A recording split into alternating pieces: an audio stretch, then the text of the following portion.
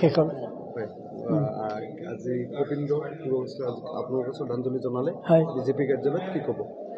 আমি শ্ৰদ্ধাঞ্জলি জনালোঁ, কাৰণ গোবিন্দৰ নিচিনা এজন মানুহক শ্ৰদ্ধাঞ্জলি অনুষ্ঠানত নহাটো দুৰ্ভাগ্য। আজি সেইকাৰণে প্ৰায়বিলাক কৰ্মী, নিষ্ঠাৱান কৰ্মী ইয়াত আহিছে, গোবিন্দ দাক শ্ৰদ্ধা জনাইছে। আৰু গোবিন্দ দা আমাৰ বিজেপিৰ এজন আদি পুৰুষ বুলি ক'ব পাৰি, এজন মহীৰূহ, এজন বৃহৎ আহঁত গছ গোবিন্দ প্ৰকাশ দাস। গতিকে তেখেতৰ ছত্ৰছায়াত বিজেপি বহুতো আগবাঢ়ি গ'ল আৰু সকলো ঠাইতে তেখেতৰ ছাঁ পৰিছে। এনেকুৱা নাই যে তেখেতৰ ছায়া ক'তো পৰা নাই, সকলো ঠাইতে। মই যথেষ্ট তেখেতৰ লগত ঘূৰিছোঁ আৰু ঘূৰি মোৰ নিজৰ গৰ্ব হয় যে এনেকুৱা এজন মানুহৰ সংগ মই পাইছোঁ।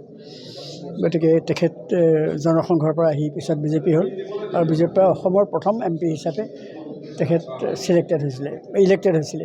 গতিকে এইটো বৰ সুখৰ খবৰ। মই আশা ৰাখিছোঁ গোবিন্দ প্ৰকাশ সকলোকে আশীৰ্বাদ দি থাকিব।